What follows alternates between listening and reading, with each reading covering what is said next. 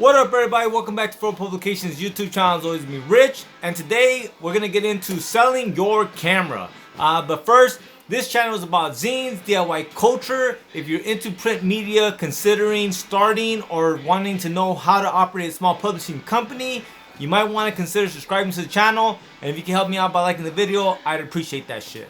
But yeah, so today we're talking about selling your camera. I am selling my camera gear that I have that I don't use to get another vending machine so that I can flip it and then sell zines out of it.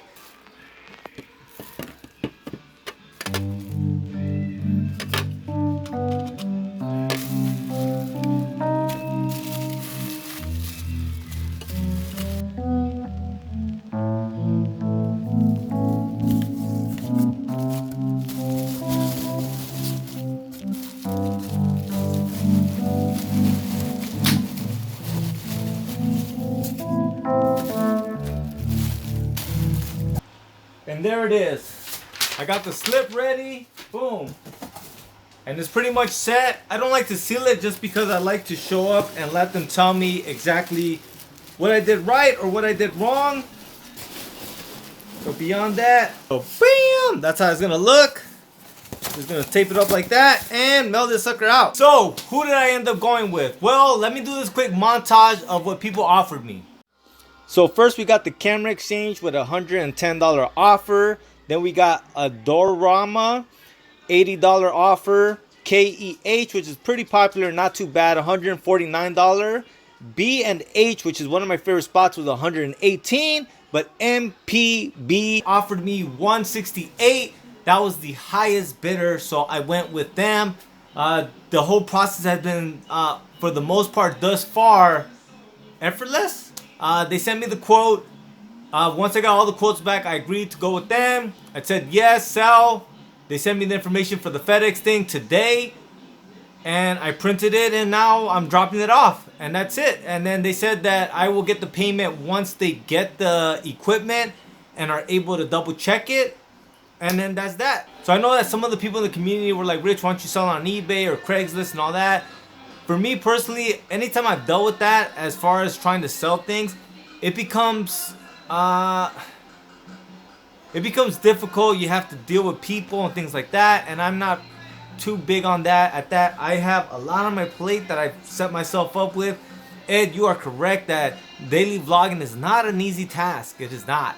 But somehow I've been able to pull it off, and I think for a large part that's because I like to film. It's fun for me. And you know what? Let's do a story real quick. I have a lot of cameras. Hence why I have an extra one that I don't even use anymore that I'm selling.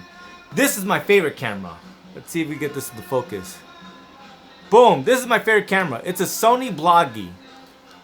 And I'm not really a kind of person that gets nostalgic or puts a lot of like emotional baggage on things. But this represents something for me. This is, so when I got out, I wanted to do film. And I want to write, and I want to make comics, which in a way is what I do now. So I've kind of succeeded in life to get to the point to do what I wanted to do, right? But when I got out, meaning when I got out of jail, it was unknown and uncertain to me whether or not I would be able to do these things. I had my camera from when I was a kid. I had a lot of the footage from when I was a kid. And I had a lot of my comic writings and other writings from jail, which maybe one day I'll show off. But like, I didn't know what I was going to do or how I was going to do it. And somewhere along the line of getting out and being homeless and all this other shit, I gave up. And in short, like, I gave up. That's pretty much it. Like, instead of dragging it out to a long narrative, I gave up. My mentality was like I was going to be this warehouse worker. And I met this beautiful woman who has since that moment become my wife, who long before she became my wife, I knew that was going to be my life partner. And she bought me this little Bloggy. And I still remember how I felt when she handed it to me. It was kind of this thing of like, bitch, don't give up. Here, boom. And I remember just feeling that and using this camera to get it going. And I've used this camera for my restaurant. I used this camera before the restaurant. I've used this camera for a publication, and I will continue to use it. It is definitely breaking down on me now, but I absolutely love and appreciate this camera a lot. So I use it now more for my family type stuff. So like randomly, if my cats or puppies or my wife is doing something funny, I'll pull it out and capture that moment.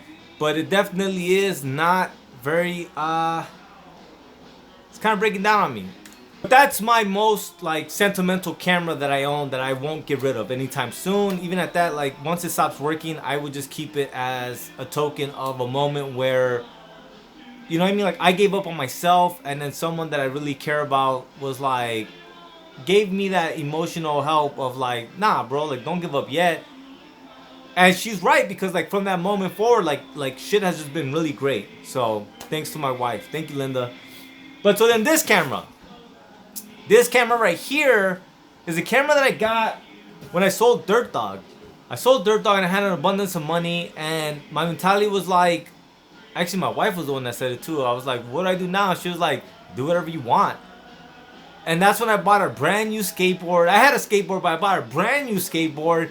And then I bought this camera because I thought, my mentality was like, the reason why I'm not good at filmmaking is because I have this bloggy, which is not good, and which is not the case. Now I know, because now I know how to shoot better, that it's just because the better your equipment is, the worse of a filmmaker you can be. That's the reality. 100% agree to that. Going back to that thing of, if you only shoot in 1080p, then you gotta frame it right, because you don't have any extra shit to crop out. But this camera here, I bought for Federal Publication with the assumption that this is what I was gonna use to make movies, blogs, zine reviews, so on and so forth. And I have used it, and I used it a lot. And then this lens here, I never used. It's a kit lens. Never used it. I'm not saying it's a bad lens. I didn't have any use for it, really. So instead of being nostalgic with this camera that literally was purchased with the intent to service Federal Publication, just gonna get rid of it and use that money, 170, and then I'll throw in the last 130 to get the second vending machine going. So that's the plan, man. And that's the story time right there. Like, I'm not gonna say like that these material things you don't get sentimental with, or there's not a sentimental attachment to it, because sometimes the material things that we purchase have something to do with a divergence in our life choices, right? Where you could go through route A or route B, but in the end you go through route C. And these things can be these tokens that remind you of those moments. But this one right here is not that token for me. It's the bloggy. So fuck this camera. This camera's gone, and we're gonna get that second vending machine.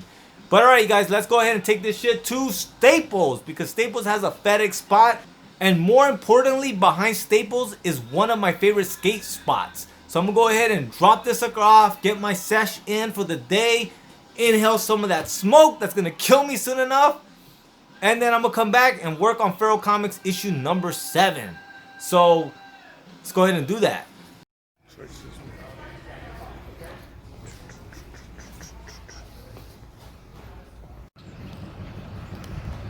So I just left Staples. They said they couldn't help me out, so I gotta go somewhere else now.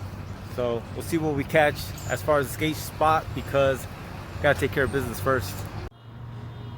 So that's the spot I went to. It's called Pack and Copy. It's been shipped out.